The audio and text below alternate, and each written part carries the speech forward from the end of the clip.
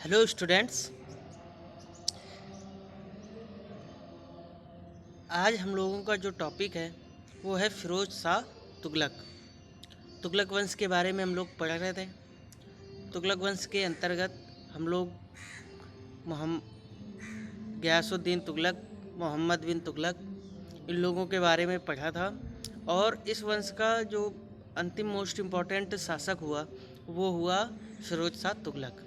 ठीक है। इसके बाद कुछ समय तक तुगलक वंश अवश्य रहा, उसके कुछ शासक हुए लेकिन वो सभी अयोग्य साबित हुए और उनकी अयोग्यता के बदौलत ही तुगलक वंश कुछ वर्षों में फिर समाप्त हो जाता है और एक नए वंश की शुरुआत हो जाती है, सैयद वंश। ठीक है, जिसको हम लोग बाद में पढ़ेंगे। तो चलिए, Firoz Shah Tughlaq most important topic है तुगलक वंश के अंतर्गत। इसको डिटेल से हम लोग जानने का प्रयास करते हैं।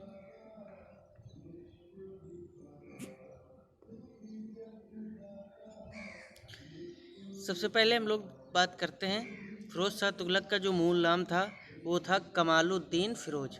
ठीक है, इसका मूल नाम कमालुद्दीन फिरोज था और ये फिरोज शाह तुगलक के नाम से गद्दी पर बैठा था। नेक्स्ट है उपाधि या पदवी की बात करें तो इसकी उपाधि थी सैयद उस सलातीन, खलीफा का नायब, जिसका मतलब होता है खलीफा का नायब। ठीक है, और ये स्वयं द्वारा उसने ये उपाधि अपनी धारण की थी या किसी के द्वारा, मतलब ये उपाधि उसको दी नहीं गई थी। इसका जन्म जो है 1309 ईस्वी में हिंदू माता के गर्भ से हुआ था। ठीक है, इसलिए ये मोस्ट इम्पॉर्टेंट पॉइंट हो जाता है कि आपसे पूछ देगा किसका जन्म हिंदू माता के गर्भ से हुआ। ठीक है, तो उसमें नाम याद रखना फिरोज शाह तुगलक का। और अबोहर की भट्टी राजपूत, ठीक है, ये रड़मल की पुत्री थी, उसका नाम था, उससे इसका जन्म जो है हुआ था। अबोहर के एक भट्टी राजपूत रड़मल थे जिनकी पुत्री थी जैला। ठीक है, बीबी जैला के नाम से जानी गई, बीबी जैला के नाम से जानी गई।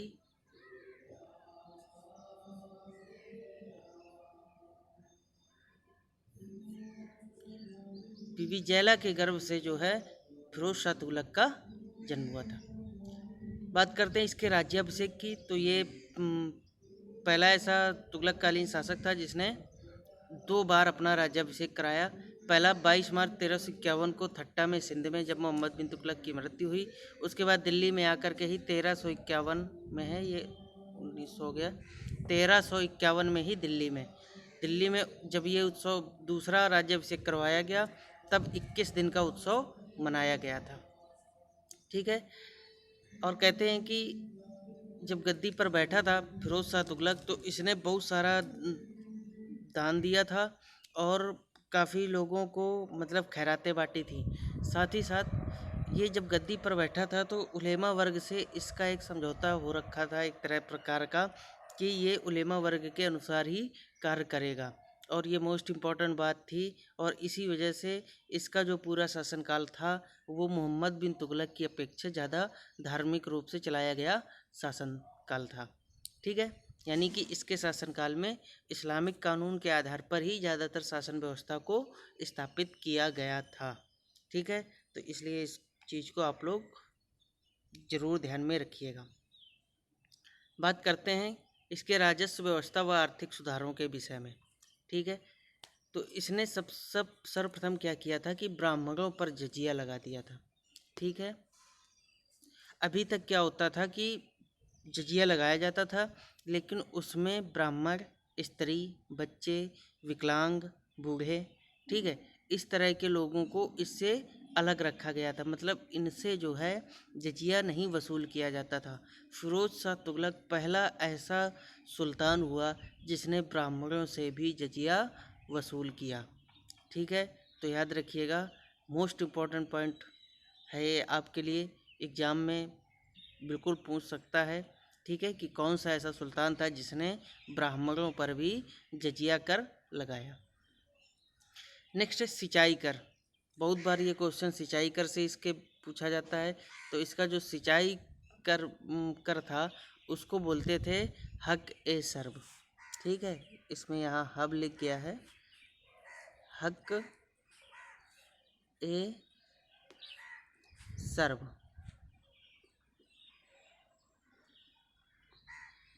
ठीक है, हक ए सर्व, ये सिंचाई कर था। इसको लगाने वाला फिरोज शाह तुगलक दिल्ली सल्तनत का प्रथम शासक था। तो ठीक है, जिस चीज़ में प्रथम या अंतिम या इस तरह की चीज़ें ऐड हो जाए तो आप समझिए एग्ज़ाम की दृष्टि से वो पॉइंट जो है मोस्ट इम्पॉर्टेंट हो जाता है। जैसे जजिया ब्राह्मणों पर पहली बार, तो वो पहली बार हो गया, इस वजह से इम्पॉर्टेंट है। सिंचाई कर पहली बार इसके द्वारा लगाया गया, तो इस वजह से ये भी इम्पॉर्टेंट हो जाता है। समझ गए? क्योंकि कितना लिया जाता था, कृषि उपज का 10% जो है वसूल किया जाता है। बात करते हैं आगे, राज्य की आमदनी का ब्यौरा तैयार करने वाला, ठीक है, पहला सल्तनत कालीन शासक फिरोज शाह तुगलक था। और इस समय राज्य की जो आय थी 6 करोड़ 15 लाख टंका थी। यानी कि ये भी मोस्ट इम्पॉर्टेंट बात है कि आमदनी कितनी हो रही है राज्य की, अभी तक सुल्तानों ने इसका कोई ब्यौरा तैयार ही नहीं किया था। ठीक है, सब अनुमान से काम चलता रहता था, हाँ हो रहा है, कोष में पैसा है, ठीक है। लेकिन फिरोज शाह तुगलक पहला ऐसा सुल्तान हुआ कि जिसने इस प्रकार की व्यवस्था की कि राज्य की आय का एक पूरा आंकड़ा रखा जाए। और तभी पता चला कि फिरोज शाह के समय जो राज्य की आय थी वो 6 करोड़ 15 लाख टंका थी। ठीक है, नेक्स्ट है फिरोज तुगलक की कृषि उपकर यानी अबवाब कर को समाप्त कर दिया। यानी कि जो इन मुख्य रूप से 4 कर थे इस्लामिक कानून के आधार पर, उनके अलावा जो और कर थे वो उनको अबवाब कहा जाता था। ठीक है, अन्य करों को क्या कहा जाता था, अबवाब, वो सारे उसने जो है समाप्त कर दिए। जैसे घरी चरी ये सब अलाउद्दीन खिलजी के द्वारा हम लोगों ने देखे थे कि लगाए गए थे, तो फिरोज तुगलक ने इनको जो है समाप्त कर दिया था।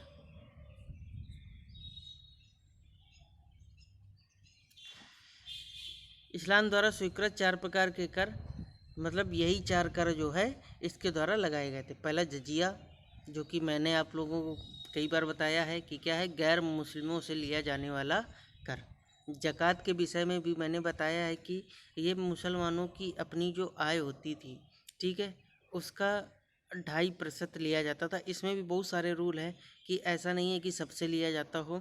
अब जो बेचारे कमज़ोर हैं, जो देने योग्य नहीं हैं, गरीब हैं, वो कैसे देंगे, तो इसलिए ऐसे लोगों को छोड़ दिया जाता था। एक मिनिमम वो रखी जाती थी, ठीक है, मिनिमम अवस्था होती थी, उसके ऊपर जो होता था आर्थिक रूप से, वही ज़कात जो है दिया जाता था। और जो मिनिमम जो होता था उसको निखात बोलते थे। क्या बोलते थे, निखात कहते थे। निखात से ऊपर जो होता था वो ज़कात जो है दिया करता था, और ये होता था 2.5% और उसकी आय का 40वां हिस्सा। ठीक है, मोस्ट इम्पॉर्टेंट बात जो है आपको ये याद रखनी है कि ज़कात जो है मुसलमानों से लिया जाने वाला एक वार्षिक कर था, जो कि 2.5% लिया जाता था या 1/40वां भाग लिया जाता था। ठीक है, तीसरा था खराज। खराज क्या होता था, खराज भूमि कर होता था। ठीक है, क्या होता था, भूमि कर।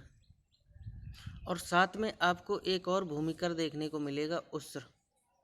ठीक है, अभी जब हम सल्तनत कालीन प्रशासनिक व्यवस्था ये सब चीज़ें देखेंगे तो उसमें एक बार फिर से इसको आप लोगों के सामने रखेंगे, लेकिन थोड़ा मोटा मोटा बता दे रहा हूँ कि खिराज जो है वो गैर मुसलमानों से लिया जाने वाला भूमि कर होता था, और ये लगभग 1/3 लिया जाता था। ठीक है, लगभग सभी राजाओं ने 1/3 वसूल किया है, सिवाय अलाउद्दीन खिलजी को छोड़ करके। वहीं खुम्स की बात, वहीं उस्र की बात करें तो उस्र जो है ये मुस्लिम कृषकों से लिया जाने वाला कर होता था। मुस्लिम कृषकों से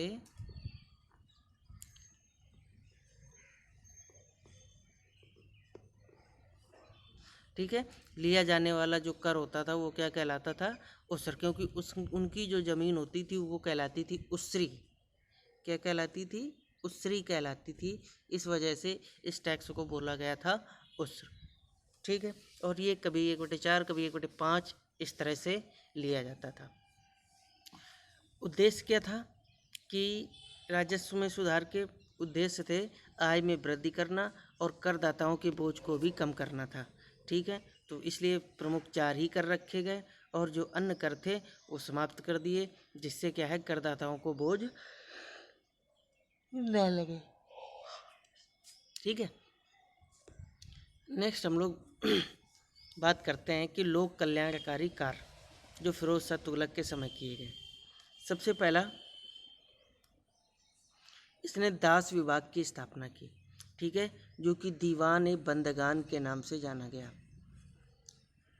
दीवान ए बंदगान।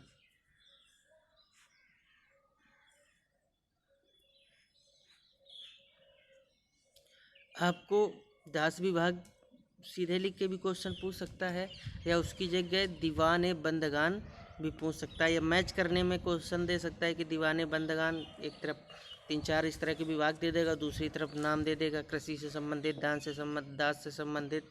ठीक है, जैसे अमीर मोहम्मद बिन तुगलक के समय हम लोगों ने देखा था कि दीवाने अमीरे को ही जो है वो कृषि से संबंधित था। तो इसी तरह जो दास विभाग से संबंधित विभाग था वो कहलाता था दीवाने बंदगान। ठीक है, नेक्स्ट है बेरोजगार व्यक्तियों को काम देने के लिए फिरोज तुगलक ने दिल्ली में रोजगार दफ्तर की स्थापना की थी। ठीक है, तो ये भी एक तरह का नया काम था फिरोज शाह तुगलक के द्वारा। फिरोज तुगलक ने अनाथों, विधवाओं, गरीबों के भरण पोषण एवं उनकी देखभाल के लिए दीवाने खैरात, ठीक है, तो यानी दान विभाग, तो दान विभाग का क्या नाम था, दीवाने खैरात, इसकी भी स्थापना जो है की थी। ठीक है, इसीलिए कई शासक जो है इसको तुगलक का काल का स्वर्णकाल भी मानते हैं, इसके शासनकाल को कई इतिहासकार। ठीक है, लेकिन ऐसा था नहीं, क्योंकि कुछ चीज़ें इसने अच्छी की, लोक कल्याणकारी कार्य किए, लेकिन शासन जो है वो एक तरह से शरीयत के अनुसार भी चल रहा था, और दूसरा का बहुत ज़्यादा भ्रष्टाचार भी था इसके शासनकाल के दौरान। ठीक है, खुद एक बार ये एक व्यक्ति को 1 टंका देता है कि जाके घूस दे दो और अपना घोड़ा जो है वो पास करा लो। घोड़ा आप लोगों को पता है कि दीवाने आरिज में पास कराना पड़ता था कि किसी भी व्यक्ति इक़्तादार जो होते थे उनको घोड़े रखने का भी वो होता था, और उनको घोड़ा रखना ज़रूरी होता था, और उनको उसे साम्राज्य से पास भी कराना पड़ता था कि हाँ ये घोड़ा आपका है और ठीक है। तो इसके लिए उसने जो है भ्रष्टाचार यहाँ तक था कि घोड़े जो है वो खच्चर जैसी हालतों के घोड़े लोग रख लेते ताकि खर्च ना हो उनका, और अगर पास कराना होता था तो घूस दे करके पास करा लेते थे। अब जब सुल्तान ने खुद ही घूस दे दी कि जाओ तुम ये टंका दे करके अपना घोड़ा पास करा लो, तो फिर अब क्या भ्रष्टाचार क्या हो सकता है, आप अनुमान जो है लगा सकते हैं। कहते हैं कि इसका जो दीवाने आरिज था, वजीर था, उसके पास 13 करोड़ टंका के आसपास, 13 लाख टंका के आसपास कुछ आय थी, और जो कि पूरे राज्य की आय की दोगुनी आय थी। अभी 6 लाख कुछ हज़ार टंका मैंने बताई आपको। ठीक है, और उससे ज़्यादा जो है उसके वजीर के पास धन था। तो इन सभी बातों से ये पता चलता है कि उसके समय में जो भ्रष्टाचार है वो कितने उच्च स्तर तक फैला हुआ था। तो इस वजह से उसके काल को हम स्वर्णकाल कहें ऐसा नहीं है। इसके अलावा तुगलक ने फलों के लगभग 1200 बाग लगाए। ठीक है, जिनसे होने वाली वार्षिक आय 1,80,000 टंका होती थी। तो एक काफ़ी बड़ा रोल अदा करते थे। ठीक है, 1200 बाग, ये बड़ी ही क्रिएटिव चीज़ थी फिरोज शाह तुगलक के द्वारा जो की गई थी कि एक तो पर्यावरण और इन सब चीज़ों का ख्याल भी रख रहा था, और उसको थोड़ा प्रकृति प्रेमी भी था, इसलिए उसने बाग लगवाए। बाग लगवाना वो पसंद करता था, और जिनसे उसकी आय भी होती थी। ठीक है, इसमें अंगूर, आम, जो फल वाले वृक्ष होते थे, इस तरह के वृक्ष ज़्यादातर लगाए जाते थे, जिससे राज्य को 1,80,000 टंका का वार्षिक आय प्राप्त होती थी, और जिसने कि राज्य की आय में काफ़ी ज़्यादा सहयोग दिया था। इसके समय 2 स्तंभ फिरोज शाह तुगलक ने खिजराबाद एवं मेरठ से ला करके दिल्ली में स्थापित किए थे। ये अशोक के स्तंभ थे जो कि दिल्ली टोपरा और दिल्ली मेरठ, ठीक है, इन दो अभिलेखों के नाम से जाने जाते हैं। कौन कौन से? दिल्ली टोपरा, खिजराबाद जो लिखा है, और दिल्ली मेरठ। ये जहाँ जिस स्थान पे लाए गए वो स्थान, और कहाँ स्थापित किए गए वो स्थान, दोनों को मिला करके नाम लिखा गया है। तो इसीलिए दिल्ली टोपरा और दिल्ली मेरठ।